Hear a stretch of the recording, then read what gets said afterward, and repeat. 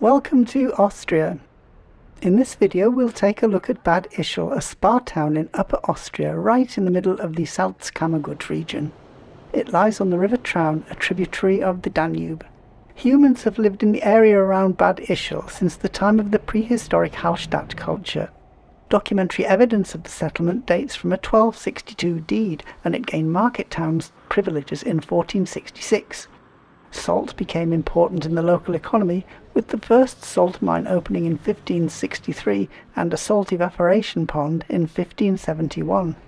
More recently, Bad Ischl became a fashionable spa resort when brine treatments became popular in the 19th century. The town became popular with royal visitors, and in 1849 Emperor Franz Joseph I chose the town for his summer residence. Bad Ischl is easy to reach by train.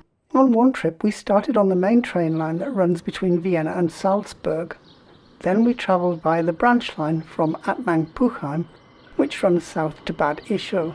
This is a super scenic route. It runs the length of Traunsee with breathtaking mountain and lake views along the way. I've seen a lot of gorgeous Austrian scenery during train journeys, and this one is well worth doing. Austria has an extensive rail network that enables you to reach a number of alpine valleys. From Bad Ischl, for example, you can easily reach the picturesque lakeside town of Gmunden to the north, or, in conjunction with a lake ferry, the historic town of Hallstatt to the south. If you are travelling by car, you can take the Autobahn east out of Salzburg or west out of Vienna, then leave the motorway and take one of several possible routes with beautiful views of different lakes, including Traunsee, Attersee or Wolfgangsee, and then finally arrive at Bad Ischl.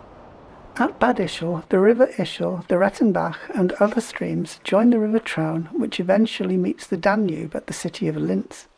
It's an impressive river in its own right, with a length of 155.9 kilometres, and it has a basin area of 4,257 square kilometres.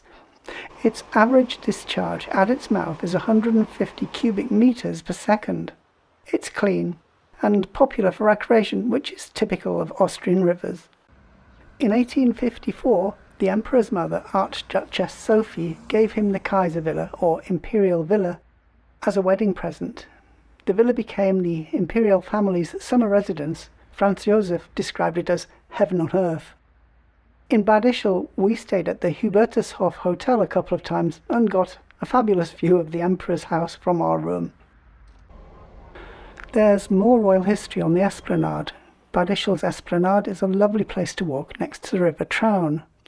On the 19th of August 1853, the engagement between Franz Joseph and Elizabeth of Bavaria, better known as Sisi, took place at the Seeauer House, number 10 on the Esplanade, which since 1989 has been the location of the Museum der Stadt Bad Ischl, or the Town Museum of Bad Ischl.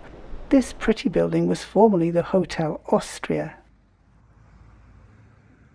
Also on the Esplanade, a short walk and just a few minutes upstream from the centre of Bad Ischl, is the Zauna Grand Cafe and Restaurant, with its traditional architecture dating from 1940. This is a very well-known place which has a rich offer of Zauna pastries and ice cream specialities. The Zauna Grand Cafe is a great meeting place and perfect for a meal with friends or family. Being on the Esplanade, it is of course right next to the fast-flowing River Traun. The traditional layout and seating inside the cafe is light and airy and very pleasant. It's also very nice to sit outside, weather permitting, at their riverside tables, where you may find some of the local birds waiting eagerly for your crumbs. I've enjoyed the food here on more than one occasion, and I particularly like their Backhendl, or Austrian chicken fried in breadcrumbs. I certainly recommend a visit here if you're in town. It can get very busy at times, which is hardly surprising, but it's worth the wait to get a table. If you look across the river from the cafe, you'll see the Sirius Kogelwarte, a wooden lookout tower based on the Sirius Kogel mountain, about 100 metres above the valley floor. It was built in 1885. Zauna is a big name in this town. Walking back up the Esplanade towards Bad Ischl's town centre, we reached Pfarrgasse, where there is another gorgeous place to meet, the Konditorei Zauna. The coffee here is very good, by the way. Since 1832, Konditorei Zauner has welcomed the people of Ischl and visitors to the Kaiser Stadt with a fine range of sweet delicacies. It is one of Austria's leading cake and pastry shops and is well known and renowned for its tradition and quality. Konditorei Zauner is a living reminder of the Kaiser's time in Bad Ischl.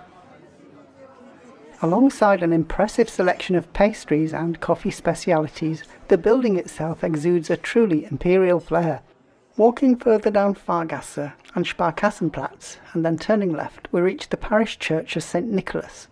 This is the view from Kaiser Franz Josef Strasse. It's one of the main churches in Bad Ischl. The church was first mentioned in documents dating from 1344. In 1490 the building was reconstructed and a tower was also built. In 1771 construction began on the church nave and lasted for 9 years. Of particular interest in the interior of the church are the 19th century altar and frescoes.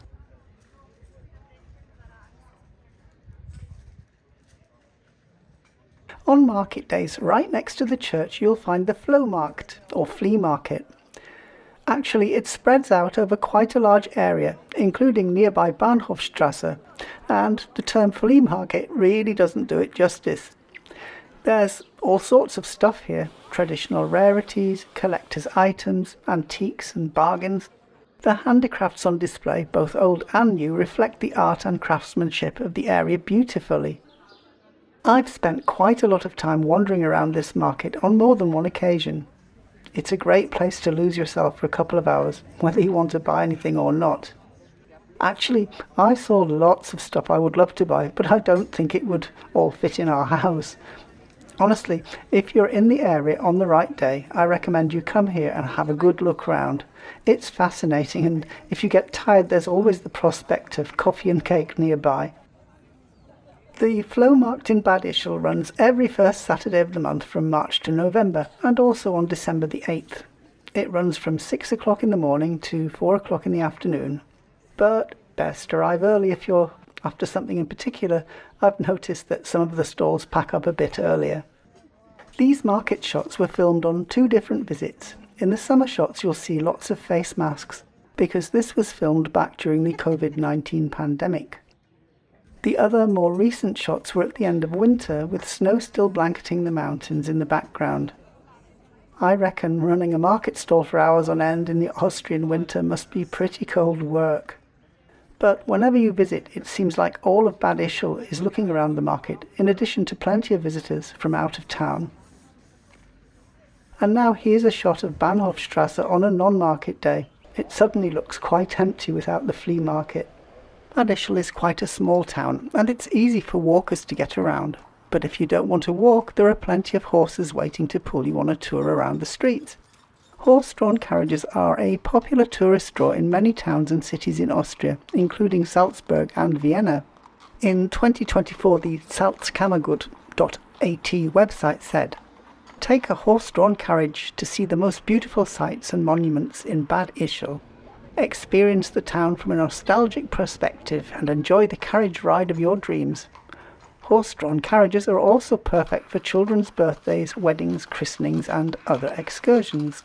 In 2024, the website listed the cost for a 4-person carriage as €32 for 30 minutes, or €60 for an hour, which seems relatively affordable, although it has gone up since this video was filmed.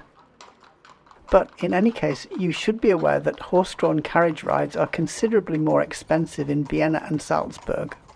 The Kaiser Zug road train is an affordable touring alternative which seats up to 61 people. Tickets are €8 for adults with discounts for kids and groups, and are valid for the whole day. Commentary is in German or English. Just behind where the horses were waiting is the Kurpark, which contains the Congress and Theatre House, formerly known as the Kurhaus, or Spa House, which was built between 1873 and 1875. A devastating fire largely destroyed the building in 1965, sparing only the theatre hall, but it was rebuilt almost identically and so has retained its imperial era style and flair. Today, balls, cultural events and various performances take place there. A short walk from the Kurpark takes you to Kreuzplatz. Here you'll see a pair of old-style British phone boxes, one of which is a mini library, and the other one actually contains a phone. Just down the street from the phone boxes is the Ischler Glockenspiel, a giant pocket watch with 12 brass bells, which was built relatively recently, in 1989.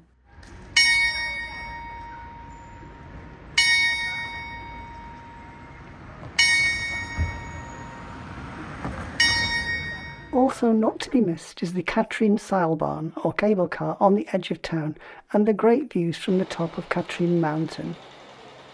The Katrin cable car has an inclined length of about 2,490 metres. It was opened in 1959, rebuilt in 1976 to 1978, and underwent extensive modernisation in 2009.